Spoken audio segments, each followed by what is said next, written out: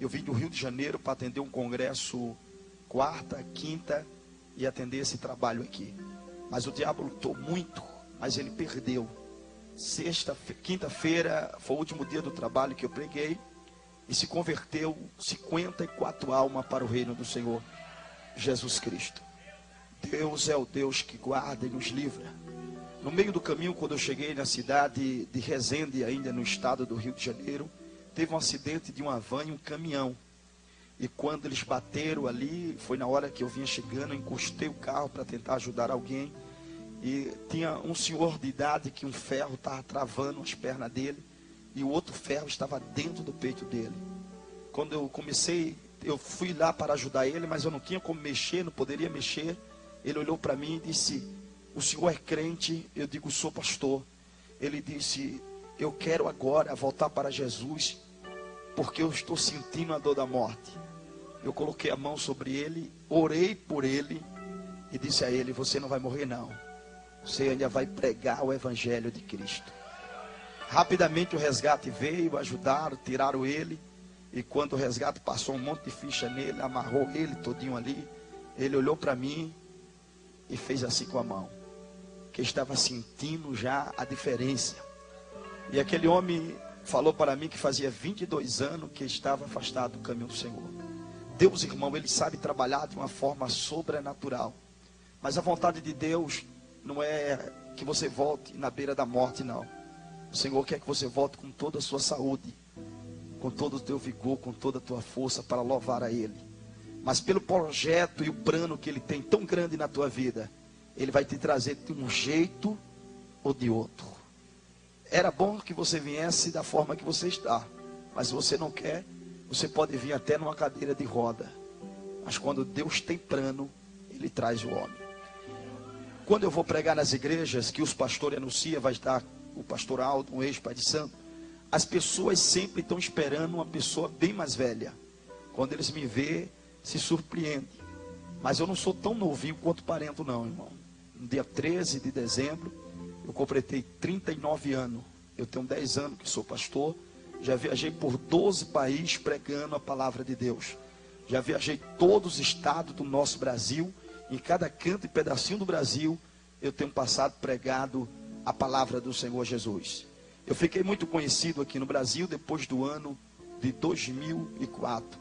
Em 2004 eu estive num debate com um padre chamado Padre Quevedo. Através desse debate, eu fiquei muito conhecido aqui no Brasil. Arrumei agenda para pregar em vários lugares, aqui no estado de São Paulo, onde Deus tem muito me abençoado.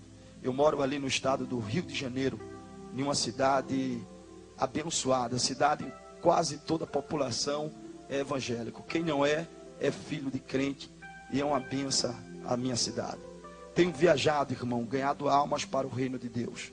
Mas eu fiquei muito conhecido através do meu testemunho.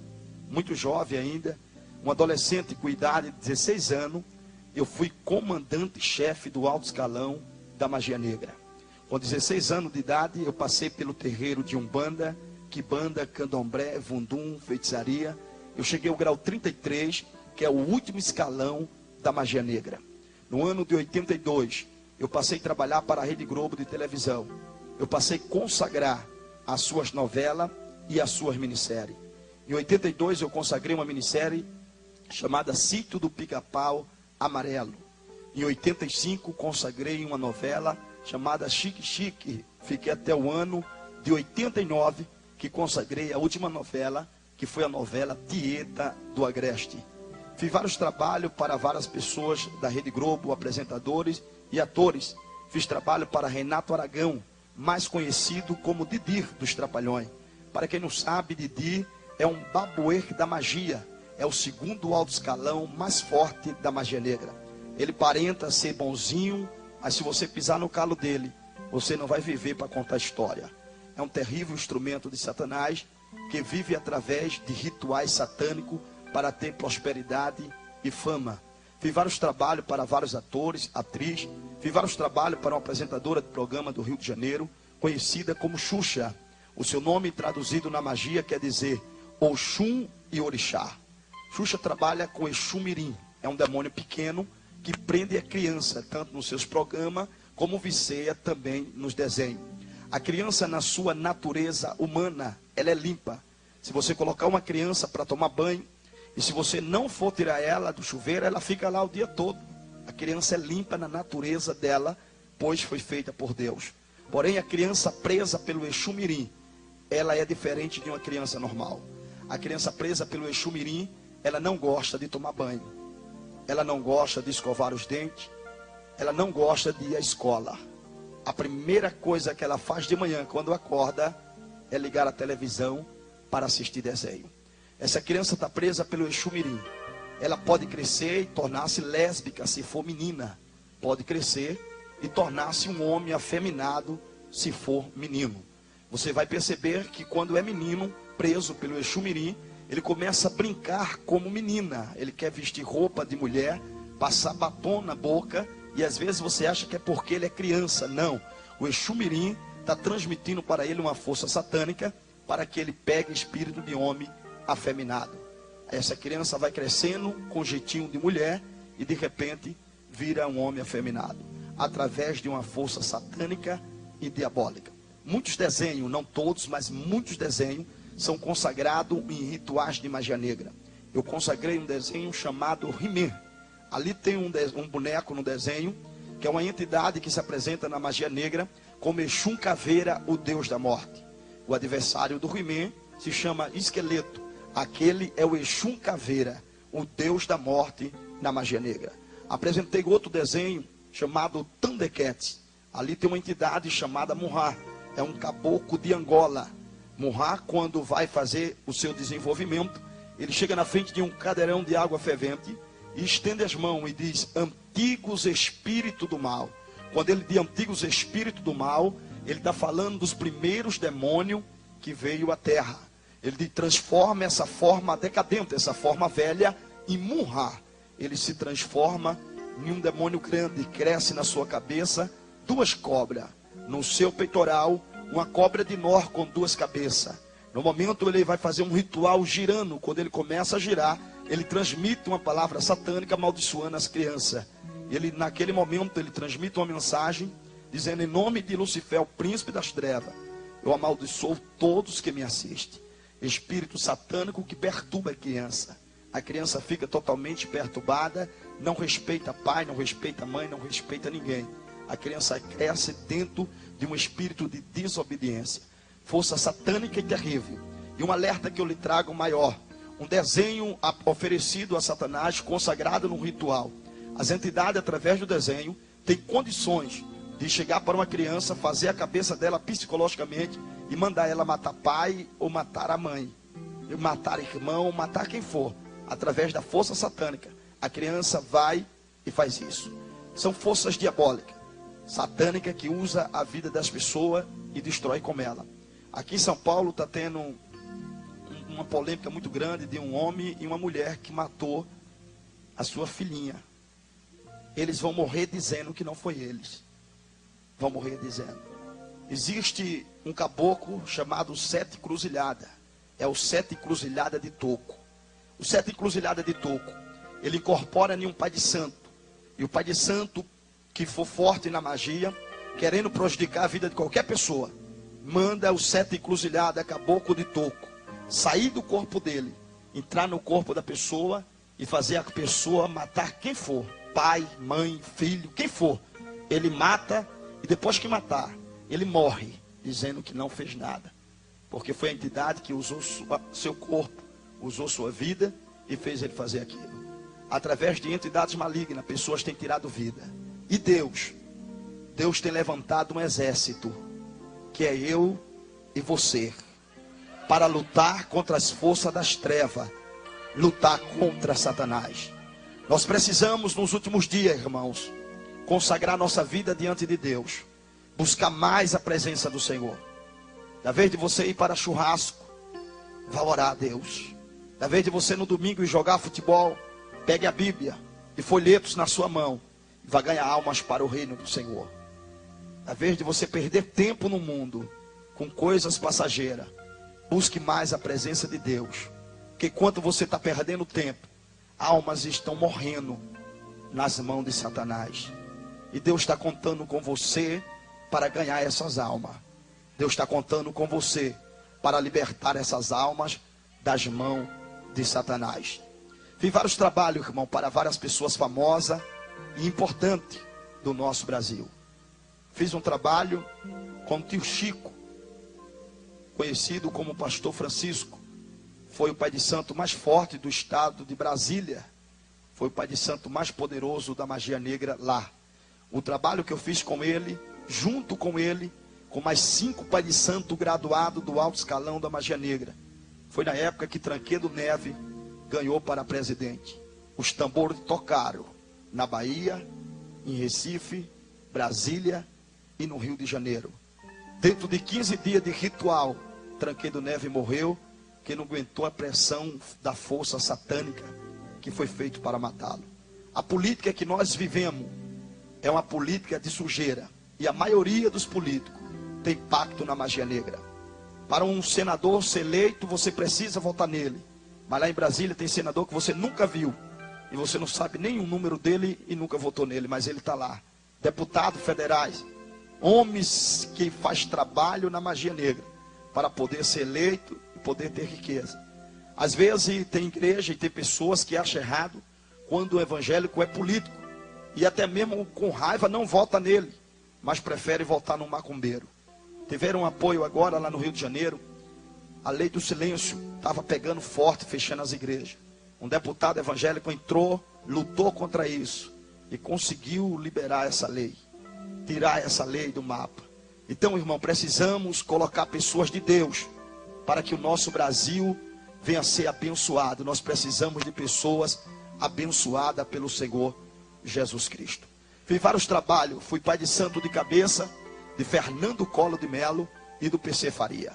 Fiz vários trabalhos para vários atores, atrizes, muitas pessoas ricas. Vou estar relatando algumas pessoas aqui, mas hoje eu trabalho para o Senhor Jesus Cristo de Nazaré. O Deus que liberta o homem, resgata ele das mãos de Satanás e faz um instrumento nas suas mãos. Eu gostaria que você se colocasse em pé e abrisse a sua Bíblia comigo no livro de Revelação.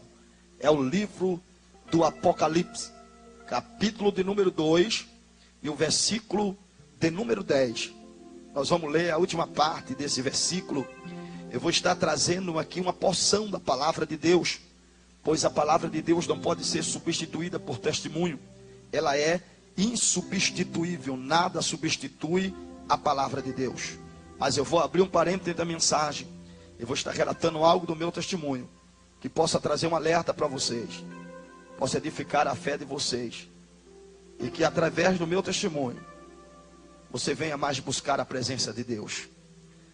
O livro de Revelação, o livro do Apocalipse, capítulo de número 2, e o versículo de número 10, a última parte do versículo, que diz assim: ser fiel até a morte, dar-te-ei a coroa da vida.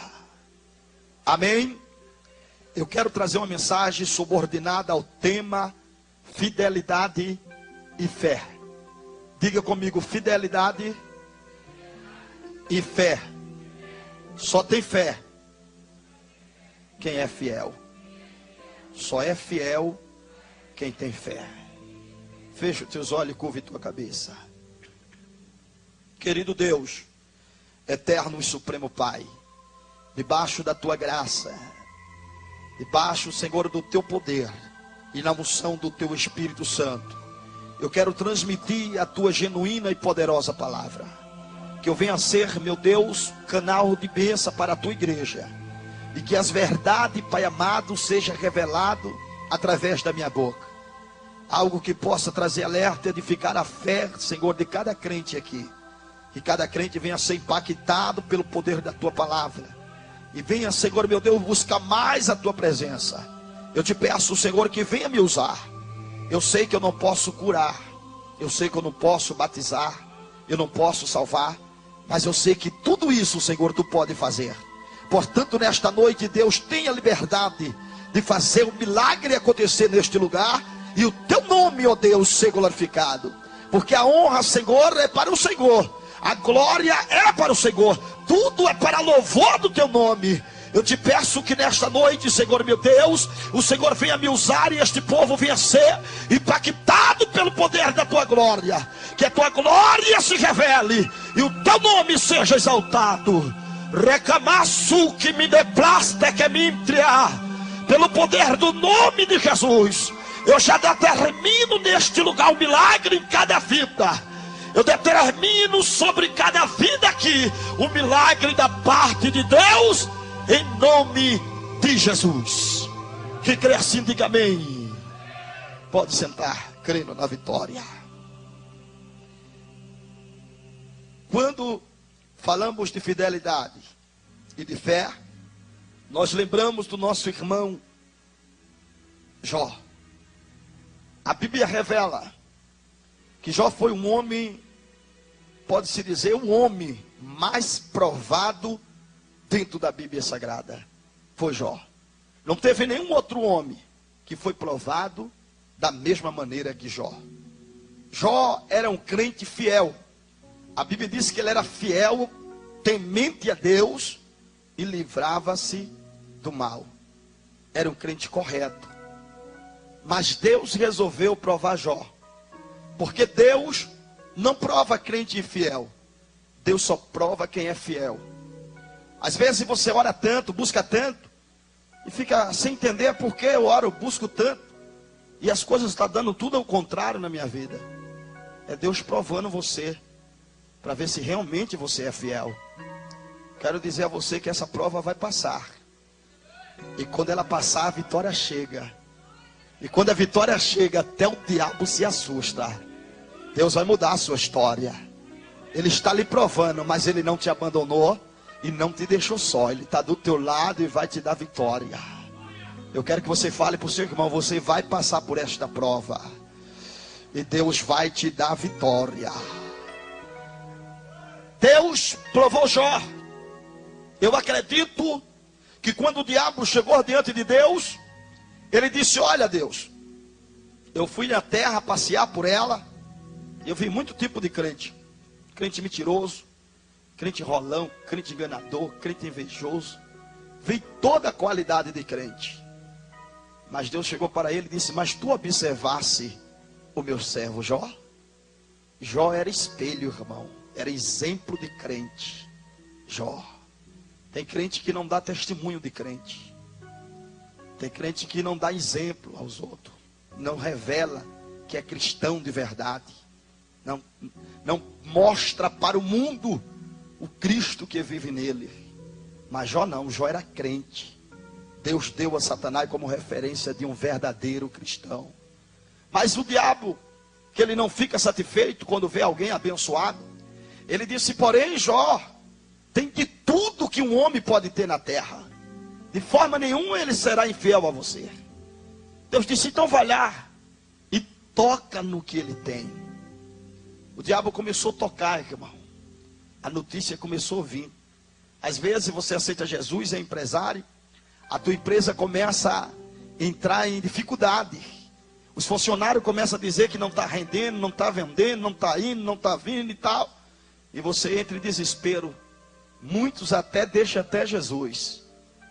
Sua empresa não vai falir não. Que o Deus que está te provando, Ele está bem pertinho de te aprovar. E quando Ele te aprovar, vai vir de um lado, vir do outro, a bênção vai chegar na tua vida. E quem está pensando que tu vai viver lá embaixo, no zero, vai pedir emprestado a você e saber que Deus é na sua vida. A notícia vinha e Jó disse o que aconteceu. A sua fazenda, meu senhor, foi destruída, um vento acabou com tudo. Jó disse: mas foi Deus que me deu. Foi Ele que levou. Louvado seja o nome do Senhor. Jó sabia que o controle estava nas mãos de Deus, irmão. O diabo não tem poder para nada. O controle está nas mãos do Senhor. E o que acontecer na sua vida é permissão de Deus, mas que vai servir para algo sobrenatural no seu viver. Deus nunca prova a gente, irmão, em vão. Ele sempre prova para dar vitória. Às vezes você tem um carrinho, perdeu, o ladrão levou. Sabe por que o ladrão levou teu carrinho velho? Porque Deus quer te dar um zero para o diabo ver que Ele é Deus na tua vida. Nada acontece por acaso. Tudo está nos projetos e nos planos de Deus. Deus tem bênção para a sua vida, Deus tem vitória para você, mas Ele quer que você aceite. Deus quer que você aceite a provação dEle. Quando você aceitar que é Ele te provando, aí a vitória vem. Às vezes a moça namora um rapaz, é apaixonada, está doente por ele. Aí do nada ele acaba o namoro, desaparece. Ela não entende, fica revoltada, começa até a ficar oprimida. Deus tirou, foi do teu caminho uma luta. Deus tirou uma bomba que ia destruir com a tua espiritualidade. Agora o que Ele tem para você é bênção.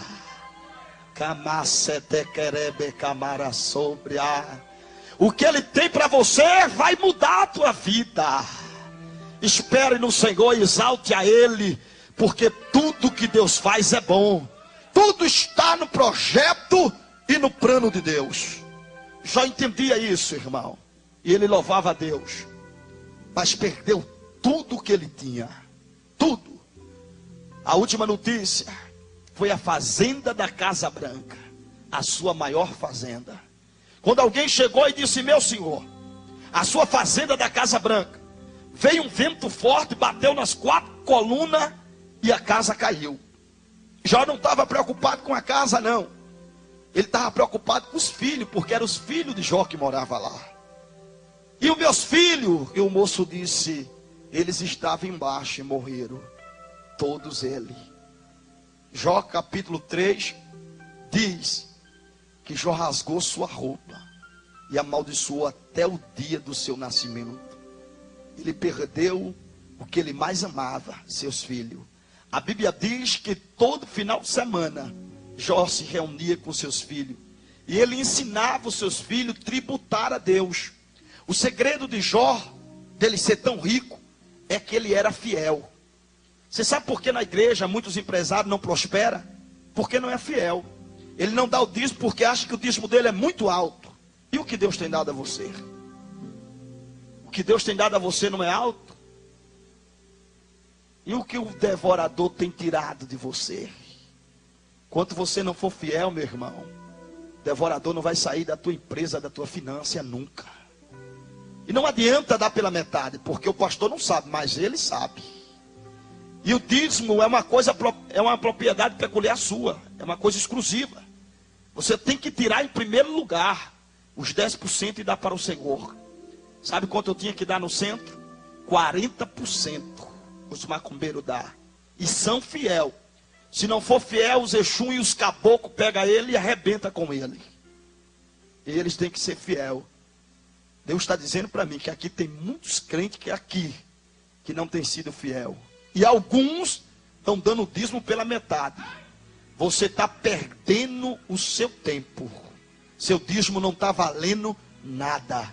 Seja fiel, que aí o Senhor será fiel com você. Seu carro vai parar de quebrar, vai parar de furar pneu, vai parar tanta coisa na sua vida, a sua história vai mudar. Mas quando você for infiel, o devorador não vai sair da sua vida. E o que você não dá para o Senhor, o devorador leva. Aqui diz: ser fiel até a morte, dar-te-ei a coroa da vida. Já foi fiel, irmão, temente e obediente ao Senhor. Mas a Bíblia diz que Deus só deu vitória a Jó quando ele entendeu que ele estava sendo provado por Deus. Deus só pode dar vitória a você quando você entender que está sendo provada e aceitar a aprovação de Deus. Aí a vitória vai vir sobre a sua vida. E quando a vitória vir, irmão, muitos vão se assustar com a tua vitória. A Bíblia diz que os amigos de Jó passavam e via a situação de Jó. E ele zombava, falava mal, dizia que era pecado. E apontava de várias formas. Mas a Bíblia diz no capítulo 42 e o versículo 10, que Deus mudou o cativeiro de Jó. Deus vai mudar seu cativeiro. Fale para o seu irmão: Deus vai mudar o seu cativeiro. Deus mudou o cativeiro de Jó. E quando Deus mudou o cativeiro de Jó, os amigos de Jó agora voltaram a frequentar a casa de Jó. Porque quando estamos na prova, irmão, somos abandonados. Quando estamos na prova, os nossos amigos não ligam no nosso celular. O celular não toca mais. porque Ele sabe que nós estamos provados por Deus. Mas quando estamos na bênção, oi amada, oi querida, não tanto chama amado, querida, é um carinho, é um amor. Mas quando estamos na prova, até longe da nossa casa passa. Mas Deus vai mudar a sua história. Seus amigos vão voltar a frequentar a sua casa. Vão voltar a ligar para você para saber que Deus te deu vitória. Labacamanta seca mende comederigdácia. Leplaste que mintria, Deus é fiel e é verdadeiro. Labacachumine que menerecia. Deus tem vitória, tem bênção para a sua vida. Quem viu você chorando, vai ver você sorrindo. Quem viu você na prova, vai ver você na bênção do Senhor. Aí de Camaraçume na raiz. Deus prova, mas não abandona e não nos deixa só. Está sempre conosco para nos dar vitória. Deus deu vitória a Jó. E a Bíblia diz que ele recebeu o dobro de tudo quanto antes possuía. Fale para o seu irmão, o que você perdeu é pouco para o que Deus vai te dar.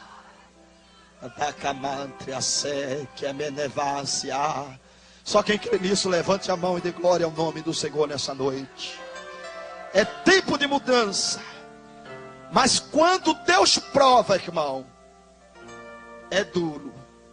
Choramos, sofremos, porque somos abandonados até pelas pessoas que nós amamos.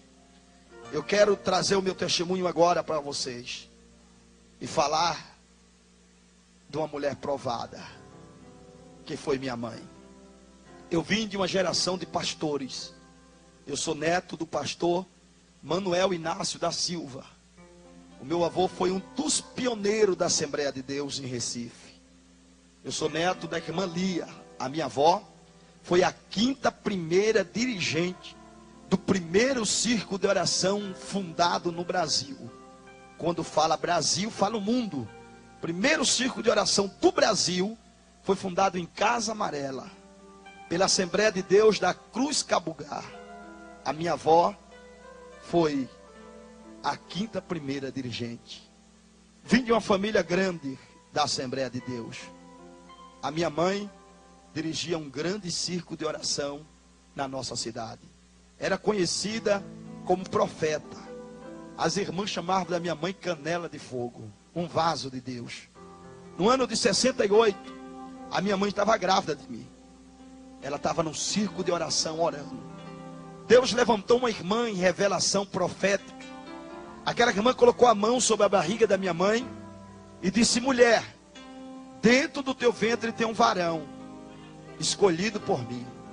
Ele vai crescer e vai ser um pregador da minha palavra. A minha mãe creu, irmão, e recebeu aquela mensagem profética. Mas o tempo passou. O ano de 75, eu tinha 6 anos de idade. Eu fazia parte de um grupo na igreja chamado Cordeirinho de Cristo. Mas eu de cordeiro não tinha nada. Eu estava mais para lobinho de Cristo. Eu era a criança mais terrível da igreja, era eu. Eu perturbava todos os cultos. Eu derrubava a harpa das irmãs, Bíblia, saía correndo na igreja. Quando os porteiros vinham atrás de mim, eu entrava debaixo do banco. A igreja nossa bem maior do que essa. Eu entrava debaixo do banco e ia saindo pelas pernas do povo. O porteiro me esperava no outro lado, eu via as pernas dele, eu voltava. Aí ficava no meio ali dos bancos, não dava para eles me pegar. Eu era terrível, irmão. Corria para lá, corria para cá. Os molequezinhos, os outros, os pequenininhos que ficavam junto de mim, eu descia o couro, descia a ripa. Os meninos queriam graça comigo de jeito nenhum. Eu era muito terrível. Mas ali, irmão, a maioria dos porteiros eram senhores de idade, não aguentavam me pegar. Mas Deus mandou um porteiro de outra cidade que veio congregar na nossa cidade. E o meu tio, que era o pastor da igreja, colocou ele na portaria. E ele era aquele porteiro zeloso. Porque tem 2 tipos de porteiro. Tem um porteiro zeloso e tem um porteiro padeciço. Já viu o porteiro padeciço? É aquele que fica assim, ó. Tem boca, não fala nada. Tem olho, não está vendo nada. Os meninos pulam, correm, derrubam tudo ele. Igual um demente. Já viu um demente? Faz nada. Fica assim, ó. Serve para portaria não. O porteiro tem que ser atento. É a criança pulando, é a criança correndo e ele. A criança mexe até com ele. Desce o couro nele, ele está nem aí. Esse é o porteiro Padre Cício. Agora o porteiro zeloso não. O porteiro zeloso ele fica atento. Mexeu, fez barulho, correu. Ele está em cima. Ele é tão zeloso que às vezes as pessoas acham ele chato. Mas não é, é zelo pela igreja do Senhor. Aí Deus mandou esse porteiro. E eu lá bagunçando nesse dia, correndo, pulando, plantando bananeira, fazendo diacho. Meu tio colocou uma ordem na igreja. Surgiu uma moda. Porque infelizmente as modas saem para o mundo. Quem compra primeiro é a igreja. A igreja é a primeira a comprar a moda do mundo. Meu tio colocou uma ordem que não podia usar uma saia que saiu lá no Nordeste. Era uma saia chamada Deus queira que não caia. Essa saia era tipo uma toalha. Enrolava, colocava um ganchinho assim. E qualquer vento derrubava ela. Então, a Assembleia de Deus proibiu as irmãs usar. E eu pulando ali, correndo, quando da fé eu vi uma moça usando a saia Deus queira que não caia. Eu digo, essa é desobediente. Se eu arrastar a saia, meu tio vai achar bom. Porque ela nunca mais vai usar. E eu vou ganhar um ponto com meu tio. Aí eu fiquei no corredor como esse aqui na igreja. Eu fiquei esperando uma hora ela entrar no corredor. Quando de repente aquela moça entra no corredor para ir tomar água. Ela vai, quando ela volta eu digo, agora eu pego ela. Aí eu pego carreira no corredor. Vum! Quando passo perto dela, vá na saia. Aí Deus queira que não caia, caiu. Eu arrastei. Arrastei. A coitada ficou em desespero. A sorte dela é que lá no Nordeste, as moças, todo mundo, as mulheres, usa outra saia por baixo. É uma saia... Esqueci o nome da saia. É uma saia que elas põem por baixo. Como? Isso, é nágua. Ela usa uma nágua por baixo, é outra saia. Aí eu arrastei a de cima, aí ficou a de baixo. Foi o livramento. Senão ela ia ficar num aperto terrível. Aquele porteiro viu e viu a moça chorando. Ele chegou perto do outro porteiro e disse, mas rapaz, que menino danado é esse aí, que desde que começou o culto que o cabra está pulando e correndo, agora pegou a saia da moça, a menina está chorando ali, vou pegar ele. Aí o outro porteiro com medo, irmão, que tem gente que tem medo de família grande na igreja. Família grande não manda na igreja não, irmão, quem manda na igreja é Jesus. Família grande sai, Deus manda outra. É. Aí o porteiro com medo disse, ó, mexe não, a família dele é a maior família aqui. O tio é o pastor, a irmã é dirigente da mocidade, a mãe dirigente do coral, dirigente de oração, os irmãos bateristas, a família maior é dele. Não mexe não. O porteiro disse, mas a igreja não é deles, a igreja é de Jesus. Ele vai parar de bagunçar agora que eu vou pegá-lo. Aí a mocidade tinha ido para frente da igreja cantar. E os bancos delas estavam vazios da mocidade. Eu comecei a pular de banco em banco, pulava de um lado, pulava do outro, pulando lá, brincando em cima do banco. Terrível, irmão. Vamos dar fé, aquele porteiro bem altão, bem zeloso, veio. Quando ele se aproximou de mim, ele deu um grito que eu quase caí de costa. Quando ele disse, menino, eu olhei e disse, opa, o que é que o senhor quer? Ele olhou para mim, bem sério, e disse, eu quero que você desça daí. Aí, bem com autoridade, eu fiquei com medo dele, desci. Aí eu já ia me embora, ele, epa, vem cá. Aí eu fui, ele disse, me dê sua mão. Eu dei a mão a ele. Quando eu dei a mão, aí já senti que o clima ficou ruim. Ele segurou e apertou. Eu digo, eita, negócio aí não tá bom não. Aí quando ele apertou, eu fiquei com medo dele. Olhei para ele e disse, olha, o senhor tenha cuidado, que eu tenho pai e tenho mãe, viu? Ele disse, nem parece. Vem-se embora.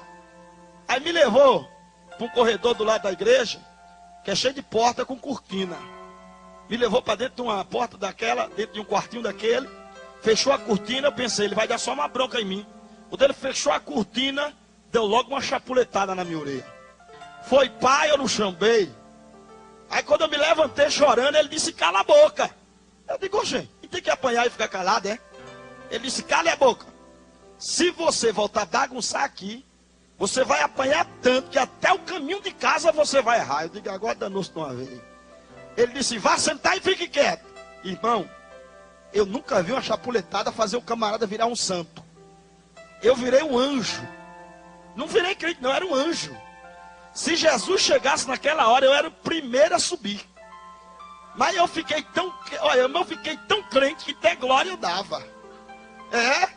Os meninos vinham para perto de mim, eu digo, vai para lá que aqui eu estou adorando. Olha para aí. Eita, chapuletada boa, viu? A orelha ficou vermelha. Aquele homem ficou escalado para ficar na portaria na terça e na sexta-feira. Aí passou um mês, a minha mãe viu que os outros dias eu bagunçava. Aí ela chegou para mim e disse, meu filho, por que na terça e na sexta você fica tão comportado na igreja? Eu disse, mãe, é o culto que eu mais gosto. Mas não era, irmão. É que quando eu ia entrar na porta, ele olhava para mim assim e fazia assim, cuidado, viu? Eu, beleza. Remédio do doido é outro doido na porta, né? Os porteiros lá do Nordeste, irmão, eles são ensinados pela igreja para não deixar menino perturbar e nem deixar bebo bagunçar na igreja.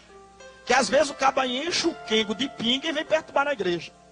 Eu pregando lá, 2 bebos, dando glória, aleluia. Eu digo, rapaz, aí conversei com o pastor, mas pastor, aqui tem os bebos da glória. Ele disse, dá. Quando os bebos entram, eu já ensino os porteiros. Mas você pode ir lá em Recife, você vai ver que os homens mais fortes da igreja são os porteiros. Bem grandes, já para intimidar os cabras. Aí quando um bebo vai entrando na igreja, que o porteiro percebe, vai logo 3. Um entra na frente do bebo, um do lado, outro de outro. Aí os 3 já juntam o bebo e olha, se você bagunçar aí na igreja, aí vai levar você lá pro quartinho, vai estar num cacete tão infeliz, e só solta você amanhã. O bebo diz, nada rapaz, eu vou adorar a Deus. Já entra dando glória. Eu pregando e o bebo, aleluia, dando glória, eu digo, mas olha que coisa boa. Mas olha o remédio, bagunçou o couro desce. Criança lá na igreja você não vê pulando e bagunçando não. No Nordeste você não vê não. Porque tem mãe, irmão, que traz o filho, solta o filho para bagunçar na igreja. O porteiro vai, reclama, ela acha ruim. Fica brava. Então não vá lá para no Pernambuco não. Porque se você for para lá, soltar o seu filho para bagunçar lá, ele vai apanhar. Se você chiar, apanha também. Lá o remédio é para todo mundo. Lá não tem negócio não. Ali, irmão, eu era muito terrível, terrível mesmo. Eu louvo a Deus que meu filhinho Jonathan canta. O negócio dele é tocar bateria, gosta de fazer barulho. Mas é uma benção. Não puxou o pai quando eu era pequeno, não. Eu era muito terrível. Eu não tinha amiguinho, eu brincava muito só. Eu sou filho da velhice dos meus pais. Quando meu pai estava em casa, ele fazia fazendinha no terreiro da usina que a gente morava para a gente brincar, eu e ele. E a minha mãe também, a minha mãe e o meu pai que me dava muita atenção. Mas um dia eu estava brincando com uma vassoura de cavalinho, andando ali ao redor de casa. Meu tio tinha ido passear na nossa usina, descansar. Ele amarrou uma rede no pé de manga de um lado para o outro, ficou lá deitado. E eu comecei a brincar, correndo para lá, para cá. Quando de repente eu vi o meu tio na rede. E ele roncava, aí eu digo, meu tio está dormindo. Fui lá perto dele, e ele estava dormindo. Eu digo, mas rapaz, como meu tio é folgado, come, agora vem deitar aqui, ninguém pode fazer barulho. Aí eu olhando para ele, eu olhei para a perna dele. Eu nunca tinha observado a perna de um homem adulto. E eu vi que a perna do meu tio era muito cabeluda. Aí eu puxei assim, aqueles pelos grandes. Aí eu achei estranho, eu olhei e disse, oxê, meu tio deve ter nascido com erro da ciência. Naquela semana, minha mãe tinha comprado caranguejo e tinha rapado as pernas do caranguejo com a faca. Eu digo, então eu vou limpar a perna dele e aproveitar que ele está dormindo. Aí eu fui atrás de uma faca, irmão. Só que a minha mãe sabia como eu era, ela colocava tudo no alto as coisas, não dava para pegar. Aí eu desisti, não encontrei faca para limpar as pernas dele. Aí quando eu desisti, no muro da minha casa, lá não tinha energia, a gente usava candeeiro. Em alguns lugares chama lamparina. É uma latinha. E ali quando eu pego o candeeiro, tiro o pavio do candeeiro. Tem um produto que não é álcool, é querosene, que eles põem para acender. Aí tirei o produto e fui passar na perna do meu tio. Aí dei massagem na perna dele, passei. Quando eu estava dando massagem com o querosene, ele acordou. Ele olhou para mim assim, meio assustado. Aí eu passei a mão, dei uma risada para ele. Aí ele disse, coitadinho do meu sobrinho, tão bonzinho. E o povo diz que o bichinho é endemoniado. Aí fazendo carinho pro tio dormir, eu digo, é verdade, durma. Aí o meu tio foi dormir, irmão, ficou dormindo. E eu brincando com a vassoura, eu já tinha dado a massagem nele. Quando eu vi que ele estava dormindo, eu voltei. Eu digo, agora é a hora da operação geral. Aí peguei o fósforo e pum, toquei fogo. Meu tio levantou, irmão, parecia filme de terror. Correndo, gritando desesperado. Queimou o corpo do meu tio inteiro, deu queimadura 3º grau. Quase que o meu tio morre. Eu tinha um instinto, irmão, dentro de mim terrível. Meu tio sendo queimado vivo e eu achando aquilo tão engraçado. Ele gritando e eu morrendo de rir. Mas depois que a minha mãe ajudou, que apagou o fogo dele, minha mãe me deu um couro que eu nunca esqueci, irmão. Me deu um couro e colocou 1 hora de joelho com milho debaixo do joelho. Para arrebentar os milhos, ficou tudo no meu joelho. Era o castigo lá, é esse. Minha mãe, quando ia trabalhar, ela procurava as pessoas para me deixar. Ninguém queria ficar comigo. Olha como eu era tão bonzinho, ninguém. As meninas, não pode levar para lá. Lá no Nordeste, elas dizem assim: quem colocou seu Mateu é que balance ele. A minha mãe foi escalada para ir ao Recife, porque meu avô morava no Recife, e a minha mãe era a única da cidade que a gente morava, na usina, que andava um pouco no Recife, sabia andar. Porque São Paulo é perto daqui, né? Dá o quê? Quantos quilômetros? 80 quilômetros. Mas tem irmã que só está ela lá em São Paulo, ela só vem daqui uns 3 meses. E olha lá se acertar voltar. Que é a cidade, quem mora no interior, quando vai na cidade grande, fica perdidinho. E a minha mãe sabia andar no Recife. As irmãs juntaram o dinheiro e deu para minha mãe e comprar o pano para fazer a farda do ciclo de oração da festa das irmãs. E eu fui com a minha mãe, peguei o trem na cidade de Ribeirão e fomos para a cidade do Recife, a capital de Pernambuco. Chegando em Recife, descemos numa estação de trem chamada 5 Pontas. Descendo em Recife e fomos ao centro.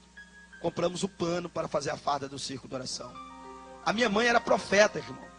Quando ela chegava na igreja, as irmãs olhavam para ela e as irmãs que não conheciam diziam: olha, é aquela ali, aquela irmã ali que é o vaso de Deus.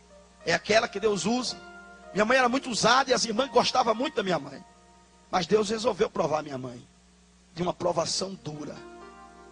Quando minha mãe voltou comigo, já tinha comprado os panos, entramos dentro da estação 5 Pontas. Eu entrei primeiro pela roleta e corri para se esconder. Eu fui brincar com a minha mãe de se esconder. Eu me escondi detrás da porta do banheiro da estação. A minha mãe começou a me procurar e já ficou aperreada, porque o trem estava parado. E o trem já estava indo embora para a nossa cidade. Minha mãe ficou desesperada sem saber o que fazer. Ali, irmão, minha mãe me procurando, o trem parado, sai um garoto de dentro do trem. E aquele garoto confundiu minha mãe. A minha mãe pensou que o garoto era eu. Aquele garoto usava uma roupa igual a minha. Eu estava com uma camiseta preta e um short vermelho.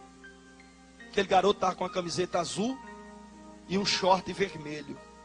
Só que aquele garoto usava também um tênis que eu também estava usando. Na época, todo garoto lá no Nordeste usava esse tênis. Era um tênisinho chamado Conga. Era um tênis azul e branco. Mas era antigo. Alguém aqui já conhece? Quem conhece aqui esse tênis? Ah, bastante gente. Esse tênis aí todo garoto usava. Quando a minha mãe viu o garoto, ela pensou que era eu. O garoto entrou novamente dentro do trem. Minha mãe correu e entrou dentro do trem. O trem fechou as portas, irmão. E levou minha mãe. Por causa de uma brincadeira. Eu perdi o colo da minha mãe. Eu perdi o carinho da minha família. E perdi a oportunidade de crescer em um lar evangélico com apoio ministerial. Perdi o privilégio.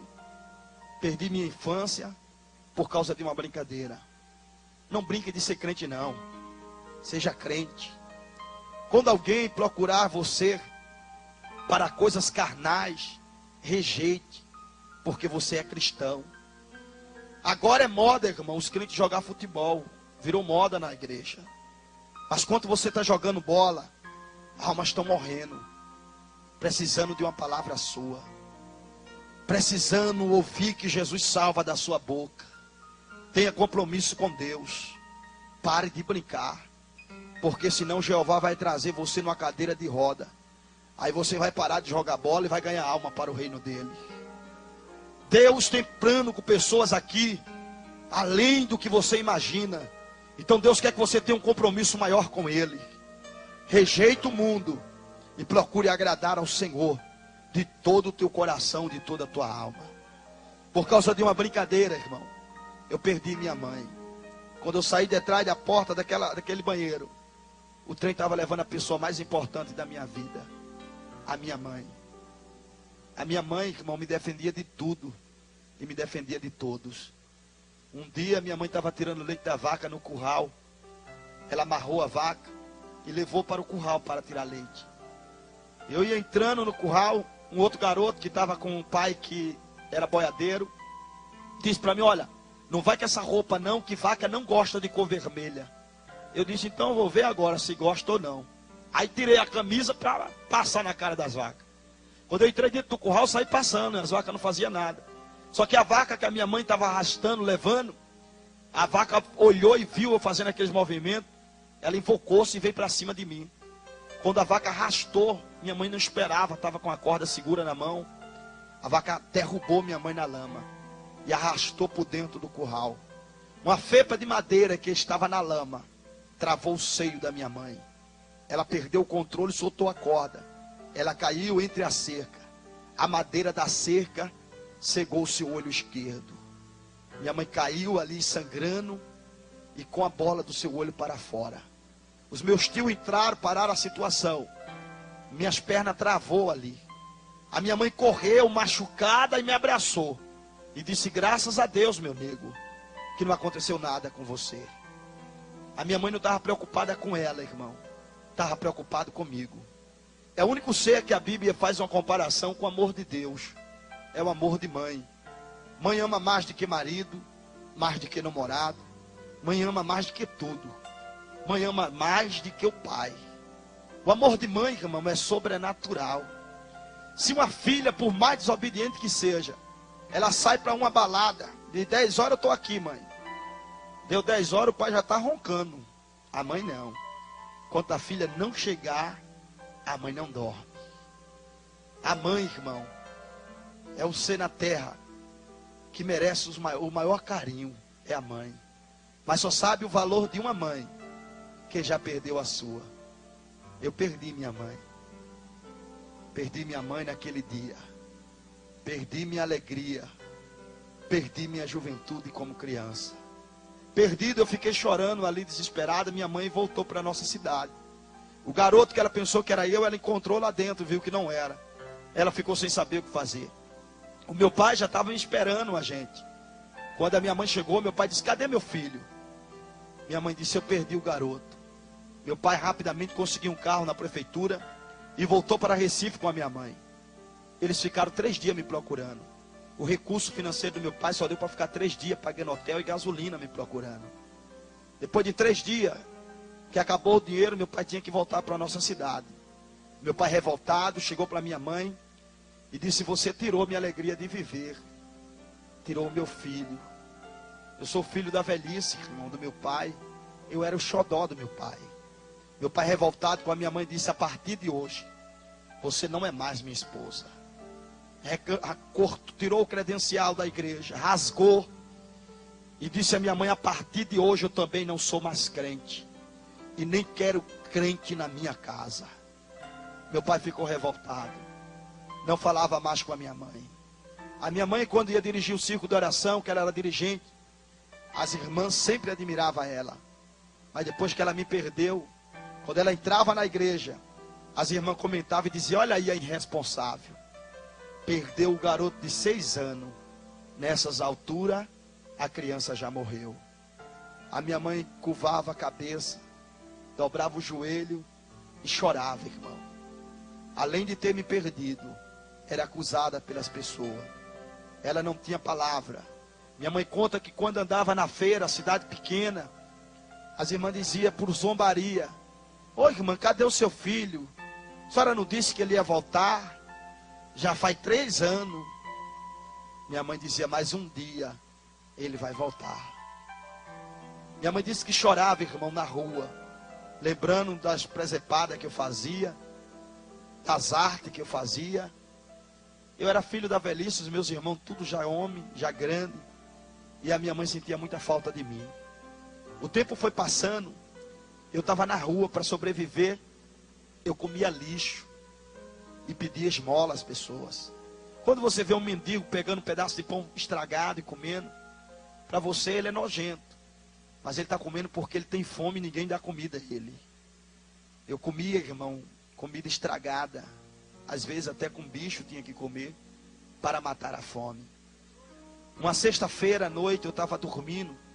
O Recife de dia é quente, mas à noite faz frio por causa da brisa do mar. E no frio muito grande, eu peguei cachorro de rua, vira-lata de rua.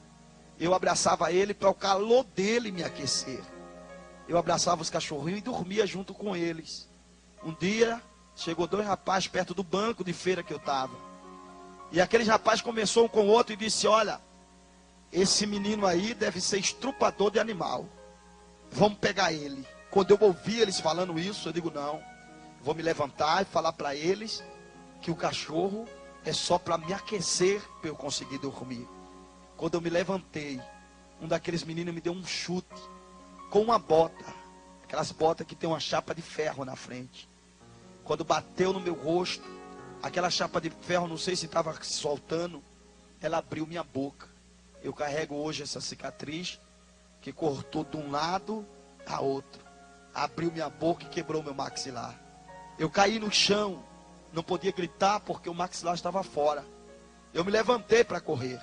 O outro amigo dele pegou um negócio que é tipo um dedo de ferro. Põe um dedo assim e fica uns dedos de ferro. E deu um soco no meu rosto. Quando ele bateu, eu já estava machucado. Eu caí desmaiado, tremendo ali. Eu fiquei debaixo daquele banco de feira sangrando a noite inteira. Quando foi de manhã, um moço que sempre passava ali, ele me dava pipoca. E ele me viu ali naquele banco porque ele sempre passava ali. Ele me pegou e me levou ao hospital. A enfermeira, quando começou a costurar minha boca, o médico, ela disse: mas quem fez isso com um garoto desse? O médico disse: isso aí, isso deve ser um cheiracola, ladrão. Foi roubar a carteira de alguém e fizeram isso com ele. Costura a boca dele e põe ele para fora que ele está fedendo muito. Eu via o tratamento como eu não era nada, não era ninguém, não existia. Me tiraram dali para fora. Eu olhei para o céu, irmão, e eu lembrava que a minha mãe contava a história que Deus dava pão às pessoas da terra e água para que elas não morressem de fome. Naquele período já fazia dias que eu não tinha comida. O médico, se era para eu tomar, porque eu não podia mastigar, tomar sopa. Mas aonde que eu ia arrumar sopa? Eu não tinha dinheiro. Quando chovia, eu pegava a lama da chuva e eu bebia. Eu ia para a beira da praia e eu pegava coco, resto de coco que as pessoas bebiam e jogavam, e bebia a água do coco. O coco novinho, ele faz tipo uma laminha de coco. Eu comia aquilo, era a minha sopa. Não tinha sopa para mim. Passava noite e noite com fome. Apanhava muito dos outros garotos. Mas um dia eu estava na frente de um quartel-general antigo do Recife. Eu pensei que seria meu socorro, mas foi a maldição da minha vida. Parou uma mulher com um carro, e aquela mulher dava sopa para meninos de rua. Eu não sabia quem era aquela mulher.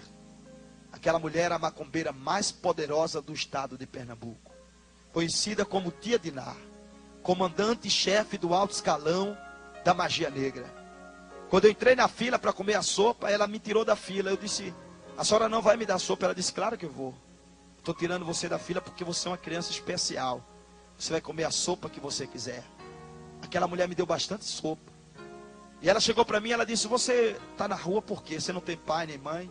Eu disse: eu tenho, mas eu me perdi da minha mãe e eu não sei voltar para minha casa. Eu falei o nome da minha cidade para ela, ela disse que não conhecia. Ela falou: olha, se você quiser, eu levo você para minha casa. Eu vou cuidar de você igual um filho para mim. Eu perguntei para ela: na casa da senhora, tem comida para eu comer? Ela disse: claro que tem. Eu disse: tem uma cama para eu dormir? Ela disse: tem. Eu disse: então eu vou para a sua casa. Eu fui para o maior centro de bruxaria do estado de Pernambuco. Fica em Prazeres, perto do Beco do Mussu. Toma conta de um quarteirão a outro. Ali só entra ator, atriz, empresário muito rico, pessoas poderosas financeiramente, para fazer pacto satânico. Aquela mulher disse: olha, eu preciso de você. E você vai ser meu substituto. Eu vou ensinar você a arte da magia. Eu comecei a conhecer a força satânica da magia negra. Ela chegou para mim e disse: olha, você não tem pai e você não tem mãe. Eu disse: claro que eu tenho pai e tenho mãe. Ela disse: não tem. Você vai ficar nesse quarto trancado. E só vai sair dele quando você entender que você não tem pai e não tem mãe.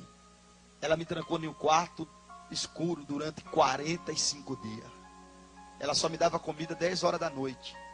Ela colocava um prato de uma sopa estranha debaixo da porta. Mas com fome eu tomava. Depois de 45 dias, eu não lembrava de pai, não lembrava de mãe. Eu passei por um tratamento de um Ugan. É um tratamento de limpeza espiritual na mente, para não lembrar mais do passado. Eu não lembrava mais de nada.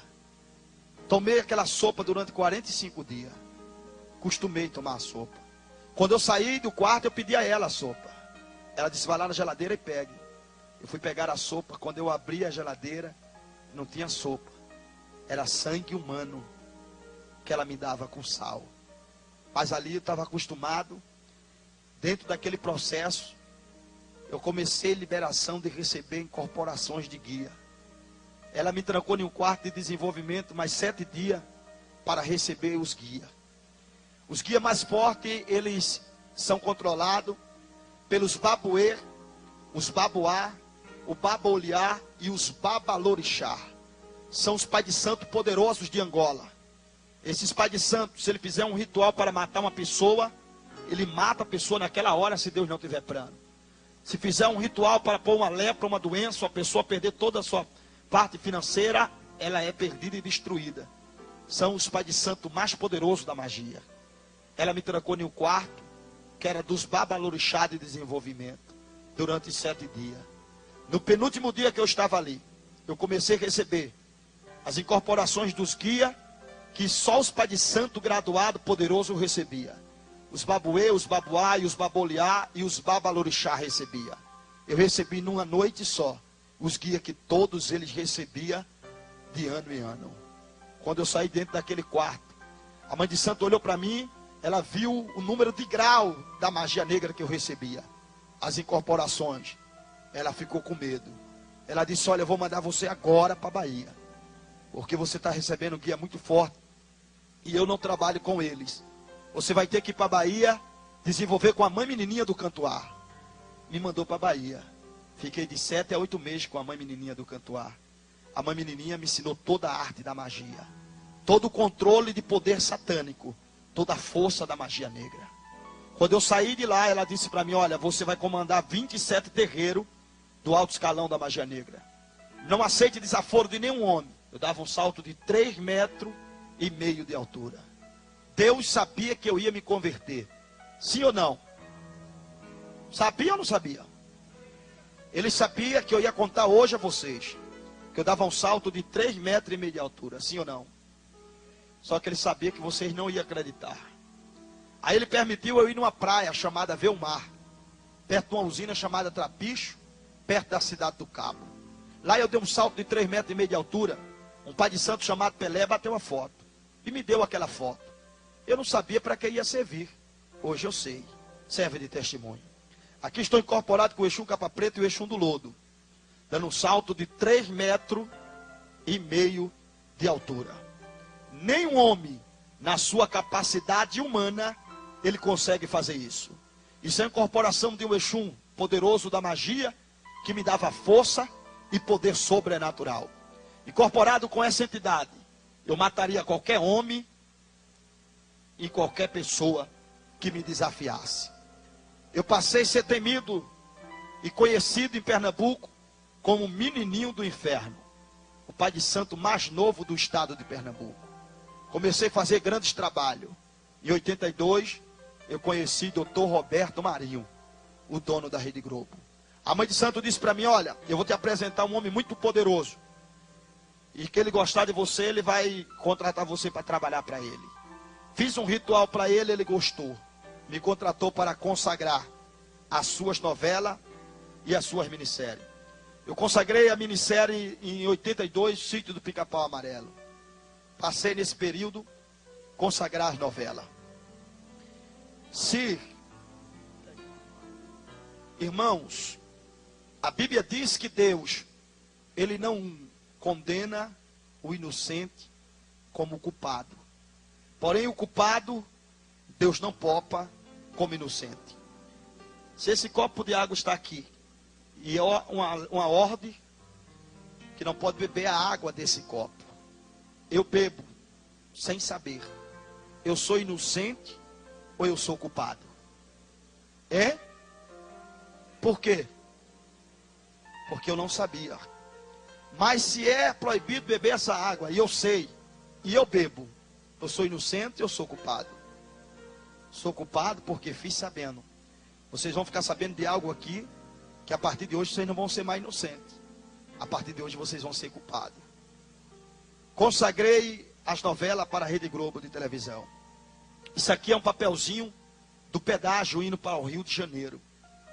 Da minha cidade até aqui, tem quase 9 pedágios. Ele está 9 papelzinhos desse aqui. Atrás está escrito, criança desaparecida. Essa criança desapareceu, ela tinha 13 anos de idade.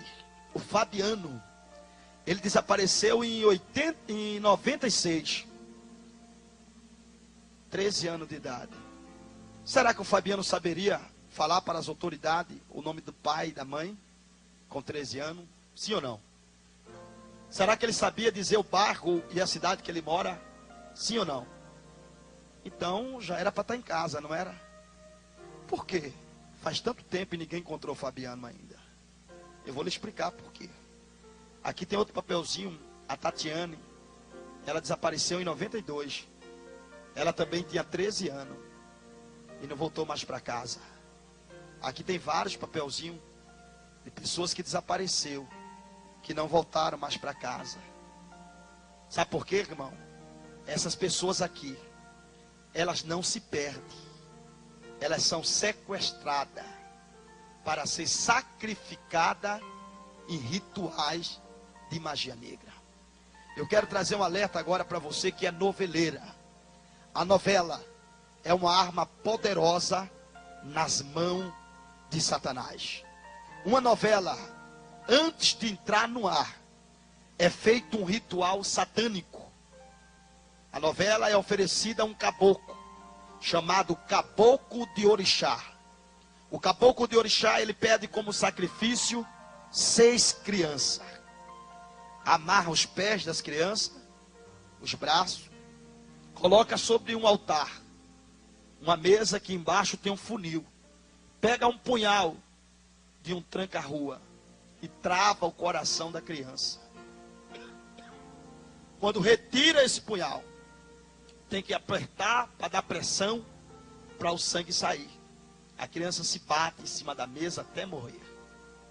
Quando ele retira o punhal, retira o sangue da criança. Retira a carne dos ossos. Depois pega os ossos, queima como incenso ao Caboclo de Orixá. Assim é o processo com 6 crianças. A novela é consagrada. Os atores que fazem parte da magia, fazem parte do ritual feito com a vida das crianças. A novela entra no ar com um poder terrível. No dia do juízo final, os pais de santo que matam essas crianças vão pagar pelo sangue inocente dessas crianças. Os atores, as atrizes que têm parte na magia também vão pagar.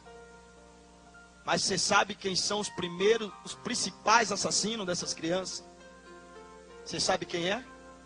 Todos aqueles que assistem novela. Você é a primeira pessoa que mata essas crianças. É por causa do seu ibope. É por causa da sua audiência que essas crianças aqui é morta. Você é a pessoa principal que mata elas. No dia do juízo final, Deus vai cobrar o sangue dessas crianças da sua mão. Vai cobrar de você. Mas pastor, eu não sabia disso não. Então você era inocente. Deus não vai cobrar de você. Você não sabia? Só que a partir de hoje, você está sabendo. A partir de hoje, você não é inocente mais não. Cada novela que você assistir a partir de hoje, coloque no seu caderninho, matei uma criança. A partir de hoje, você será culpado do sangue inocente dessas crianças. A novela, ela parece, irmão, parece ser uma coisa normal. Se você ver, você vai achar que é normal. Mas eu vou somente dar um exemplo para você ver que não é normal. Nada na televisão prende alguém como a novela. Nada. Às vezes nem Deus fala com você. O Espírito Santo dentro de você diz assim: não assista mais novela. Aí você diz: eu só vou assistir essa novela e vou parar. Aí você assiste. Aí passa a cena da outra novela. Aí você continua assistindo a novela. Você fica presa pela novela. Você pode observar. Pode pegar a moça mais calminha aqui. Tem moça que é tão calma, né, que dá até preguiça de conversar com ela. Pega ela bem calminha e põe ela para assistir novela. No momento que ela estiver assistindo novela, aí você vai brincando. Vai lá e desliga a televisão.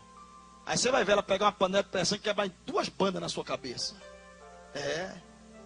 É o momento, irmão, que a mulher fica atacada. No momento que ela está assistindo novela, ela não quer barulho nenhum, não. Se uma criança chorar, ela quer que a criança cale-se de qualquer jeito. Ela fica atacada, terrível. A novela é uma arma de Satanás. 60% da mulher que traz o marido é através da novela. A novela é uma força muito poderosa e satânica. O diabo sabe que entre o homem e a mulher, a parte romântica é a mulher. A mulher é romântica. O homem não é não. O homem é bom. Mas romântico ele não é não. Ah, pastor, meu namorado é romântico. Case com ele. Aí depois que casar, aí você vai ver se é romântico. O homem é conquistador. E para ele conquistar, ele faz qualquer coisa. Você pode ver que quando está namorado é assim, agarrado. Ó. É grudado na mão. Onde vai é um amor, um chamego.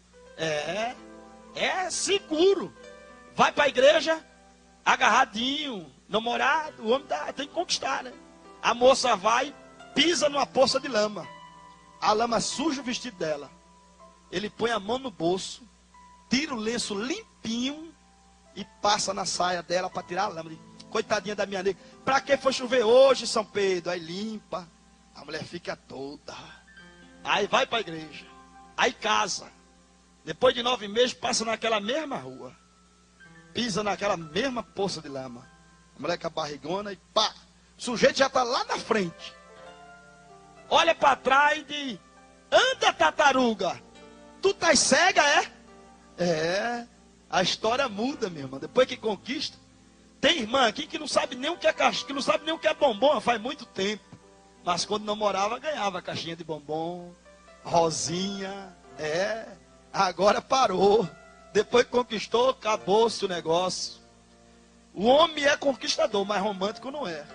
Ele é bom para a mulher. Quando o homem ama a mulher, ele faz tudo. Mas não é a natureza do homem, não. O homem não é romântico, não. Mas a mulher é.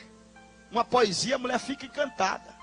Esses camaradas que tem aquele septinho bem forte, quando fala, ela chega a se derrete. Irmão. Porque a mulher é romântica. Ela gosta de palavras bonitas. Mas o homem não é. A novela, irmão, transmite o que não existe. Tem mulher que quando está assistindo novela, que ela vê uma cena romântica, ela vive a cena, ela está assim, ó. Aí passa a cena romântica, ela chega, respira fundo. Está vivendo aquela cena. A novela prende ela. Eu duvido uma noveleira cantar aqui e Deus batizar. Duvido. Eu duvido uma noveleira expulsar demônio. Demônio se manifestar aqui, ela dá uma carreira que abre porta até aqui, onde não tem, para correr. Porque ela sabe que ela não tem unção e autoridade de Deus para expulsar o demônio. Mas uma crente fiel que anda de joelho pode se levantar todos os demônios das trevas que ela expulsa no nome de Jesus. Amado, a novela é uma arma de Satanás. Tem muita coisa que eu poderia transmitir para vocês sobre a novela. Como ela faz a mulher trair o marido. A novela faz a mulher trair o marido. Mas o tempo vai, já é 9 e pouco. Eu estou querendo parar já. Eu comecei, irmão, consagrando novela. E ali eu conheci os atores, as atrizes. Conheci as pessoas famosas. Eu conheci Renato Aragão, Didi dos Trapalhões. Didi me procurou para fazer um trabalho para ele. Eu fiz o trabalho, ele me pagou. Só que eu fui fazer o agradecimento da oferenda para Iemanjá, a rainha do mar, numa praia chamada Boa Viagem, no Recife. Quando eu cheguei na praia Boa Viagem, que eu levei a oferenda de agradecimento a ela, ela se materializou dentro do barco e disse: olha, eu não quero nada do que você me trouxe aí. Eu disse para ela: o que é que a senhora quer? Ela disse: olha, eu não quero nada disso, eu quero sangue. Eu falei: de que espécie de animal? Ela disse: eu não quero sangue de animal, eu quero sangue humano, mas eu não quero sangue de homem não, eu quero sangue de mulher. Eu quero que você vá lá na fora e me traga aqui uma moça de 15 anos de idade. Pega o punhal dos 7 facadas, dê 7 facadas nela aqui dentro do mar. Jogue ela dentro do mar, que eu vou beber o seu sangue e vou comer sua carne. Eu saí para fora do mar para buscar uma moça de 15 anos. Quando você sai de casa, o diabo está de olho em você. Você vai para o trabalho, ele está de olho em você. Aonde você vai, o diabo está de olho em você. Você sabe por que ele não faz nada com você? Porque quando ele olha para você, tem um anjo com a espada de fogo olhando para ele. Aí ele não pode fazer nada com você. A Bíblia diz que os anjos do Senhor acampam ao redor daqueles que o temem e o livra. É por isso que o diabo não pode pegar você, porque os anjos de Deus estão do seu lado. Eu fui buscar uma moça de 15 anos. Fiquei na porta de uma escola esperando terminar a aula. Quando terminou, saiu aquela multidão de jovens. Eu fiquei esperando, mas saíam jovens com característica de ter mais idade. Ali eu fiquei esperando, quando de repente saiu uma mocinha baixinha. Às vezes é pequenininha, mas é velha que só, né? A minha esposa é desse tamanho, tem 32 anos. Não cresceu, eu não sei porquê, eu acho que na época não tinha fermento. Aí esperei aquela moça sair, quando saiu, fui seguindo ela. Ela entrou em uma rua que não tinha muito movimento. Eu encostei o carro rápido, desci e tem uma gravata no pescoço dela. Desmaiei ela e joguei dentro do carro. Peguei o livro da escola dela, joguei dentro para não deixar rastro. E levei. Levei para a Praia Boa Viagem para sacrificar ela. Aquela moça tinha que morrer para Renato Aragão fazer sucesso mais e ganhar mais dinheiro. Quando eu cheguei na Praia Boa Viagem, aquela moça tornou do desmaio. Vi uma viatura da polícia passando do meu lado. Quando de repente ela começou a gritar, eu fiquei com medo da polícia ouvir o barulho e me enquadrar. Eu encostei o carro para desmaiá-la de novo. Mas quando eu encostei o carro, aquela moça abriu a porta de trás e correu. E eu corri atrás dela. Se aquela moça corresse para o centro do Recife, eu não poderia pegar ela porque alguém poderia ajudar. Mas ela correu para a beira da praia. E a Praia Boa Viagem é muito larga, é bem grande. E eu corri atrás dela na praia. Rápido eu alcancei ela. Aquela moça era branca de cor. Seu olho estava roxo de tanto chorar. Desesperada, com medo da morte.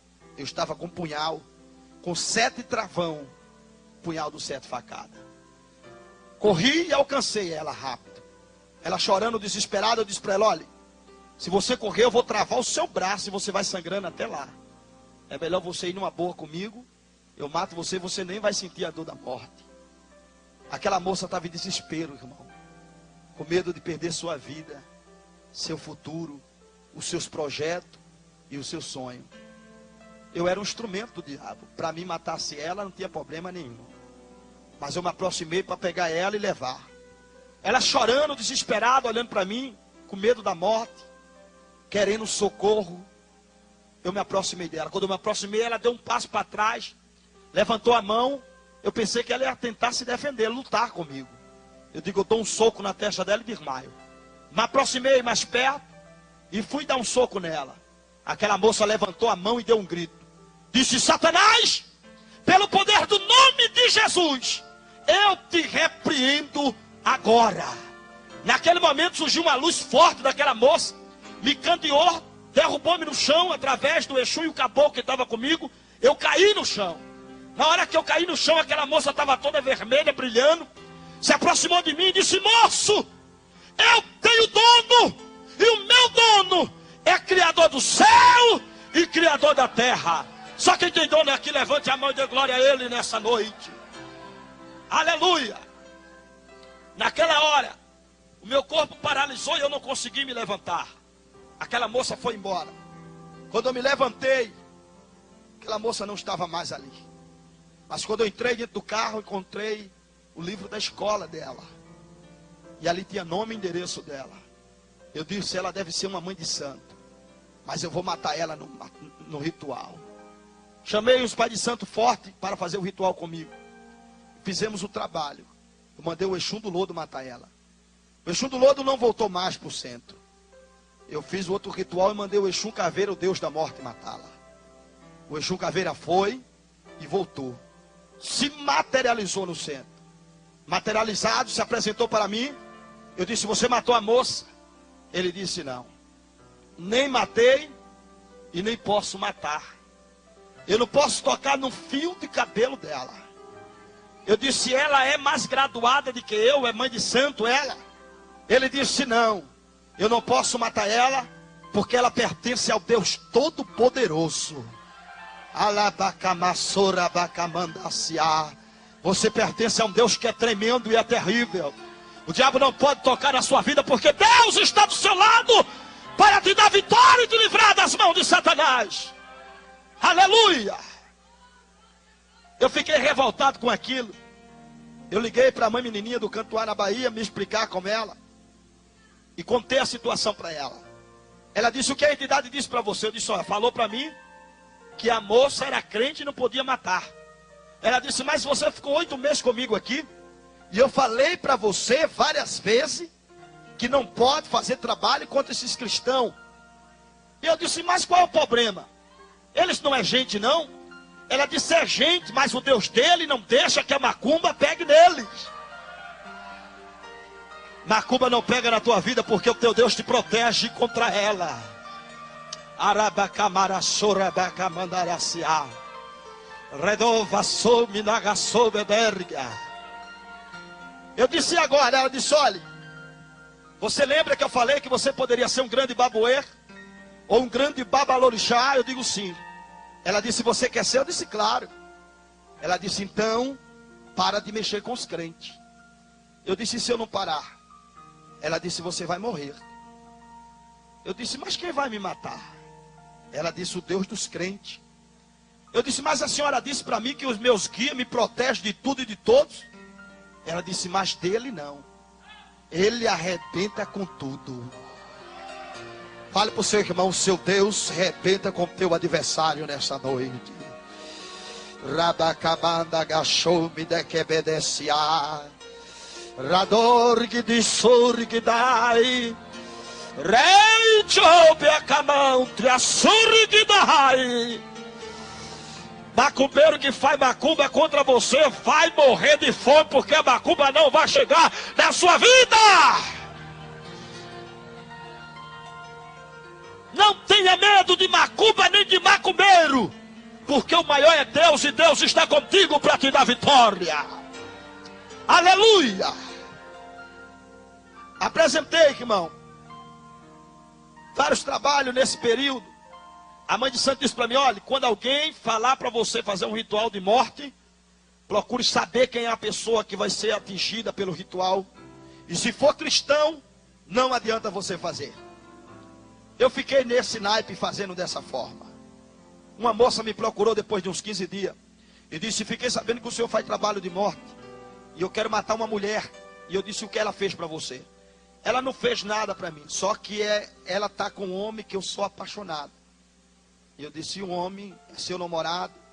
Ela disse, é meu namorado e é marido dela. E eu quero matar ela para ficar com ele. Eu disse, você tem dinheiro? Ela disse, tem. Quanto você quiser, eu pago. Eu disse, então eu quero que você me traga uma foto da moça. E eu quero que você procure saber que religião ela é.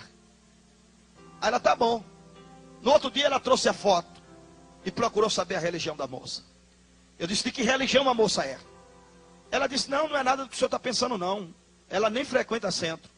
Ela não é mãe de santo, nem frequenta centro não. Ela é uma coitada. Eu disse, eu sei.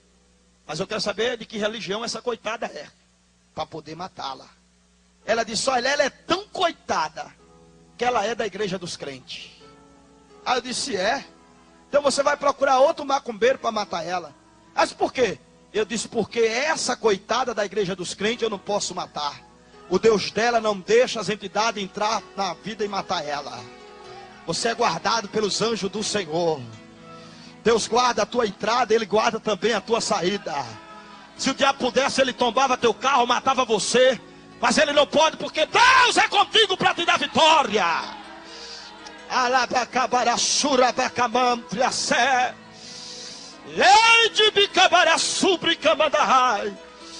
Deus é o Deus que nos protege, irmão.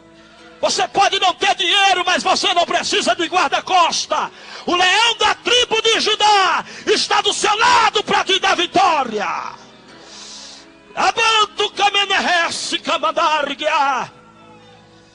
É importante servir a esse Deus. O Deus que salva, o Deus que cura, o Deus que batiza e leva para o mais alto céu. Naquele período, eu parei de fazer trabalho contra os crentes. Eu consagrei a última novela. Foi a novela Tieta do Agreste. Consagrando a novela Tieta do Agreste, irmão. Foi descoberto alguns crimes que eu havia cometido. As pessoas que trabalhavam para nós, trazendo criança, também foram presos. E entregaram o centro e me entregaram. A Polícia Federal veio me prender. Fui preso. Não podia ficar no presídio da Líbano Bruno, era o presídio de segurança máxima do estado de Pernambuco, porque a população do estado queria me matar. Eu fui enviado para o presídio São Leonardo, no estado de Alagoas. Só que o jornal e a TV do estado falou, está vindo para o presídio São Leonardo o maior comedor de criança do estado de Pernambuco, o pai de santo menininho do inferno, macumbeiro terrível, fez uma propaganda terrível minha. Os presos estavam tudo me esperando para me matar. Esse moço vai ser morto pouco tempo, vai ser morto em qualquer prisão aí. Porque o que falaram dele, da morte da criança, quando ele cair numa prisão, que tiver bandido mesmo, os bandidos matam ele e matam também a mulher. A população estava revoltada. O carro da polícia ficou todo arrebentado de pedra, a população jogando para me matar. E eu pensando, eu tinha na época 20 anos de idade, ia fazer 21. Eu digo, mas no final de que esse povo, o que é que eles querem me matar? A revolta da população. Eu fui para o presídio de segurança máxima. Lá dentro do presídio eu fiquei em um quarto preso, que é o quarto do castigo, para depois ser liberado, para poder andar dentro do presídio. Quando me soltaram para poder andar dentro do presídio, irmão, eu apanhava muito ali dentro. Os presos me arrebentavam, era chute, pancada. Eles pegavam um espeto, que é feito com o cimento da cama embaixo, aquelas varas de ferro, eles quebram embaixo e faz um punhal. Uma certa vez, eu estava na fila do almoço, uma fila grande. Um preso chegou do meu lado com um punhal com mais ou menos 2 palmos do tamanho do punhal. Chegou do meu lado e disse, macumbeiro. Quando eu virei, ele disse, tu agora vai morrer. Travou minha barriga, perto do meu umbigo. Ele me deu uma punhalada que o punhal, se pudesse travar, sair no outro lado, sairia. Mas bateu na minha espinha atrás e travou. Quando ele me furou, ele começou a mexer o punhal. E disse, você vai morrer agora. Quando ele tirou o punhal de dentro da minha barriga, o sangue começou a jorrar. Eu caí. Os outros presos começaram a bater em mim, chutar a minha cabeça. Os carcereiros demoraram a chegar esperando eu morrer. Mas eu não entendia porque eu não morria, irmão. Chutaram, bateram. Eu era para morrer. Mas Deus não veio matar-me. Ele veio me libertar. E mostrar que Ele é o libertador. Eu não morri por causa da promessa de Deus, que é fiel e é verdadeira. Ali, irmão, eu levei 8 punhaladas no período que fiquei no presídio. Passou-se o tempo, eu apanhava todos os dias. Liguei para a mãe de santo e disse, quando é que a senhora vai me tirar daqui? Ela disse, eu não posso tirar você daí. Você confessou o crime, você vai ficar aí. Já falei com os governadores, falei com todo mundo, não tem jeito. Mas vamos ter uma reunião agora com os babalorixá. E vamos ver o que é que vamos fazer por você. Teve a reunião. Os babalorixá disseram, olha, ele mexeu muito com o crente. Atrapalhou alguns centros aqui. Dispensa ele da magia. Deixa ele na prisão. Deixa morrer lá mesmo. Quando eu liguei para ela, ela disse, olha, eu tenho uma notícia ruim para te dar. Eu disse, fale. Ela disse, você foi dispensado da magia. Você não faz mais parte da magia negra. Eu disse, e agora?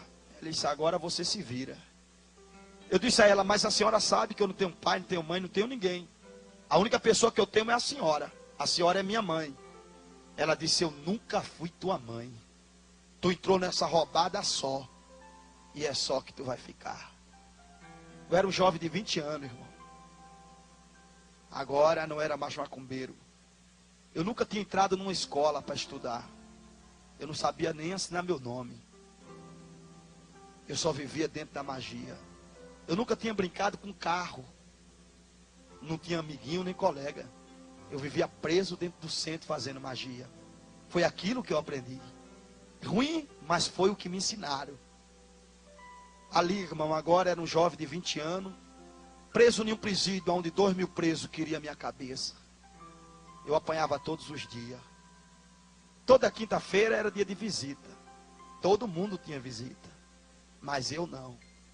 Depois que eu fui dispensado da magia, os demônios, os guias me deixaram em paz. Eu comecei a entender a vida de um ser humano. E eu ficava pensando por que eu era diferente de todo mundo. Todo mundo tem pai, tem mãe. Eu não tinha pai, nem tinha mãe, nem lembrava deles.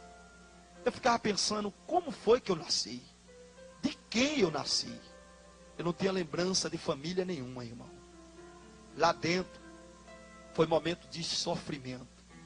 Quinta-feira era quinta de sofrimento. As pessoas que vinham fazer visita chegavam e jogavam coisa em mim.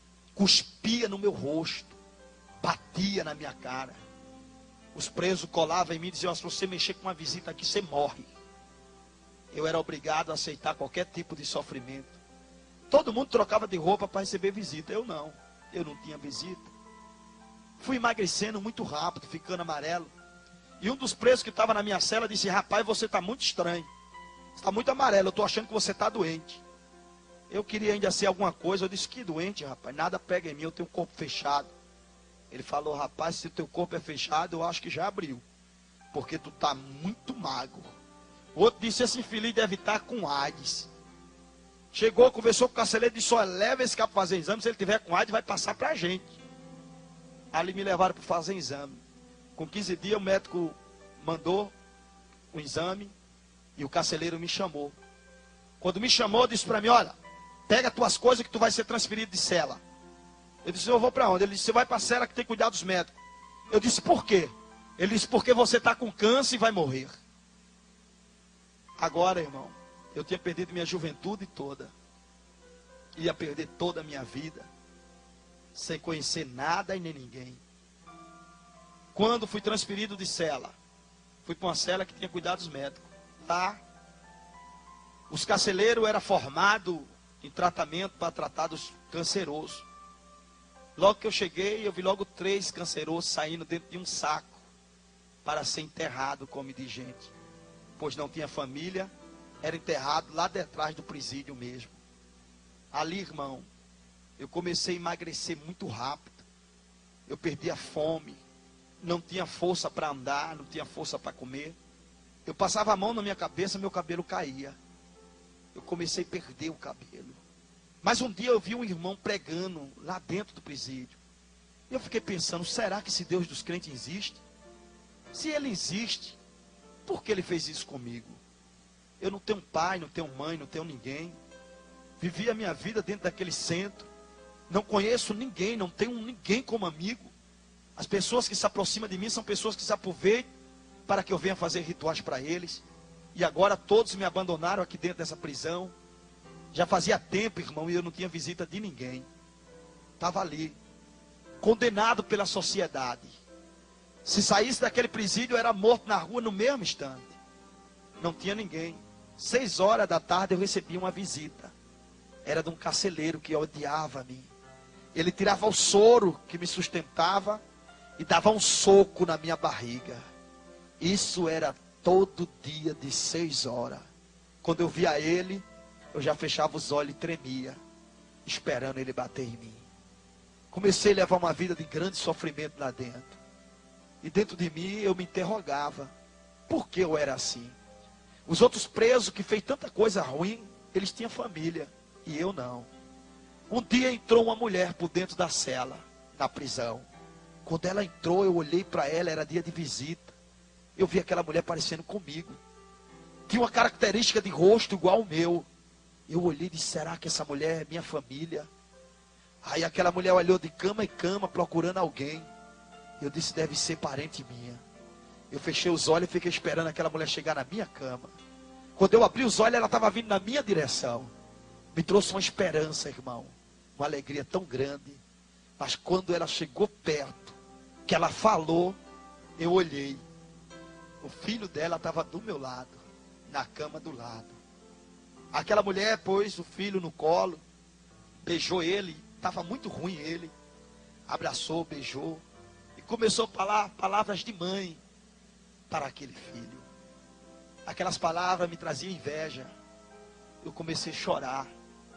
Desejo tão grande de ter uma mãe. Palavras de mãe tão bonita. E aquelas palavras tão suaves. Eu fiquei ouvindo ela falando com o filho e me trouxe tanta alegria. Quando terminou a hora da visita, aquela mulher levantou para ir embora, eu pensei comigo, eu vou tocar na mão dela, ela vai falar alguma coisa bonita para mim. O canceroso, ele não tem força, irmão. Os ossos parecem que quebram, parece que estão quebrados. Mas eu fiz força, levantei meu braço. Quando ela passou, eu joguei o braço no braço dela. O filho dela tinha dito, ela me achou muito novinho, e o filho dela disse, é um macumbeiro de Recife. Quando eu peguei na mão dela, aquela senhora de idade, cabelinho branco, quando eu peguei na mão dela para ouvir uma palavra de uma mãe, ela virou-se para mim e deu uma tapa na minha mão. E disse, macumbeiro desgraçado, o meu filho está aqui sem dever, mas você está aqui porque você deve. Você tem que morrer e queimar nas profundezas do inferno. Era uma senhora de idade, irmão, que saiu palavras tão lindas para um filho e maldição para mim. Eu chorei e eu entendi que todo mundo me odiava. Eu queria morrer. Quando aquele carcereiro veio tirar meu soro e bater em mim, eu olhei para ele e disse, faça um favor para mim, me mate. Ele disse, eu quero matar você aos pouquinhos. Você tem que saber o que é castigo. Eu falei para ele, me mate, por favor. Aí ele disse, você ainda vai sofrer muito. Você ainda vai comer o pão que o diabo amassou. Eu apanhava, irmão, todos os dias. Eu olhava as pessoas, invejava as suas famílias. Eu não tinha ninguém. Era um jovem de 20 anos, condenado pela sociedade e condenado para o inferno. Mas tinha alguém que não tinha se esquecido de mim. Quando a minha mãe me perdeu, ela chegou para minha irmã mais velha e disse, vamos fazer uma campanha de oração para o seu irmão voltar. Passou-se 18 anos. Minha irmã mais velha chegou para minha mãe e disse, mãe, se o meu irmão tivesse vivo, ele já estaria aqui. Com 20 anos ele saberia voltar. Mãe, meu irmão com certeza já morreu. Eu não vou mais orar por ele. Eu espero que a senhora entenda. E eu peço à senhora também que esqueça isso. Ele morreu, mãe, o povo já esqueceu. A senhora tem que esquecer. Minha mãe conta que chorou, abraçou minha irmã mais velha e disse, minha filha, Deus vai dar muita saúde a você, para você ainda ver seu irmão e abraçar ele e saber que o Deus que faz promessa é fiel com a sua palavra. A minha mãe, irmão, ninguém roubava a sua fé nem a sua esperança. As irmãs criticavam ela, mas quando ela tinha oportunidade na igreja, ela dizia, um dia vocês vão ver o meu filho aqui, pregando a palavra de Deus. Eu estava doente, irmão, morrendo. O câncer derrubou todo o meu cabelo, a minha pele descascava, ferida no meu corpo não sarava. Eu estava morrendo. Um carcereiro, um senhor de idade entrou. Ele olhou e disse, você é muito novinho, você está sofrendo muito. eu vou ajudar você. Você sente dor no braço direito? Eu me abri com aquele homem pensando que ele ia me ajudar. Eu falei, meu braço dói muito. Ele disse, e o esquerdo? Eu digo, também. Ele, a perna? Eu digo, também dói. Meu corpo inteiro dói. Ele disse, eu vou ajudar você. Você não vai sentir mais dor nenhuma. E saiu. Com os 3 dias aquele homem volta. Ele disse para mim, olha, eu consegui o remédio para te ajudar. Ele foi conversar com o diretor. E disse, diretor, aquele moço de Recife. Não tem pai, não tem ninguém. Não consegue ir no banheiro, está sofrendo. Permita, dê a ordem para a gente dar nele a injeção da misericórdia. Era a injeção que mata os cancerosos. Quando aquele homem entra pela porta, era a minha esperança. Mas quando eu olho na mão dele, tinha uma corda. Era a corda que amarrava o canceroso para ele não reagir e dar a injeção da misericórdia. 3 médicos por trás dele. E eu começo a chorar, tremer, porque eu sabia que eu tinha visto eles matar muitas pessoas lá dentro. Eu vi que ele ia me matar. Quando aquele homem chegou perto de mim, eu olhei para ele e eu disse, o senhor falou que ia me ajudar. O senhor não vai me ajudar, o senhor vai me matar. Não faça isso comigo não. Me ajude. Deixe eu viver. Eu vou mudar, eu vou ser bom para as pessoas. As pessoas vão gostar de mim. Ele disse, não tem mais jeito para você. O último jeito para você é a morte. Começou a amarrar meus braços. Eu olhei para ele, irmão, dentro dos olhos dele. Eu falei, eu tenho 20 anos. Deixa eu viver. Ele disse, não tem jeito para você. Injetou a injeção no meu braço. Aquela injeção começou a tornar o meu sangue em água. Eu comecei a sentir uma dor tão forte. Apareceu para mim o Exum Caveiro, o Deus da morte. Ele disse, eu vou levar sua alma para mim. Você vai me conhecer como eu sou de verdade. Ali, irmão, eu sabia que eu estava morrendo. Eu fechei minhas mãos e disse, eu não quero morrer. Eu não vou morrer. Eu era muito jovem para morrer. O carcereiro viu que eu estava demorando. Ele me deu outra dose. Eu pedi novamente a ele, não faça isso. Não me mate. Quando ele deu a outra dose, o meu sangue tornou-se em água. Meu corpo paralisou naquela hora. E de repente, eu me encontrei de pé. Quando eu me encontrei de pé, o meu corpo estava deitado. Era o meu espírito que saiu do meu corpo. Naquela hora, irmão, eu ouvi um barulho atrás de mim. Alguém gemia. Quando eu olhei para trás, era um buraco que estava me sugando para dentro. Eu entendi que eu tinha morrido e o meu espírito ia para o inferno. Naquela hora, aquele buraco sugou meu espírito para dentro. Eu pensei, porque o espírito do homem fica consciente de tudo que ele fez. Ele fica consciente. Por isso que a Bíblia diz que todos os joelhos se dobrarão diante do Senhor para ser julgado. Os vivos e os mortos. Porque o espírito tem consciência para ser condenado.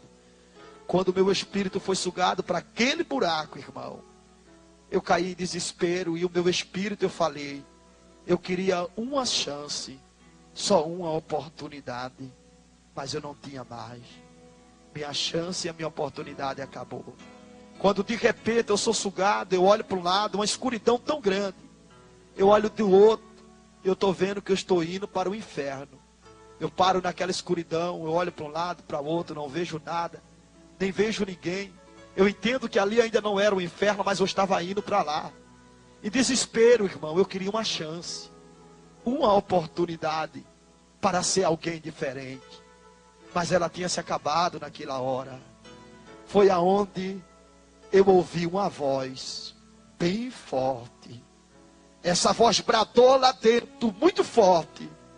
E essa voz falou, Deus, ó Deus, eu não sei aonde o meu filho está, mas vai ao encontro dele, Deus.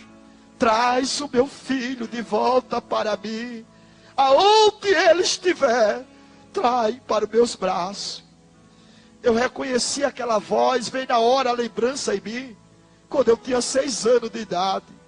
Era a voz da minha mãe, irmão, que não esqueceu de mim. que não me abandonou, que estava orando sem saber minha existência, mas estava clamando pela minha vida. E a Bíblia diz que pelo clamor do pobre, gemido dos necessitados, o Senhor Deus se levanta do trono. A Bíblia diz: aquele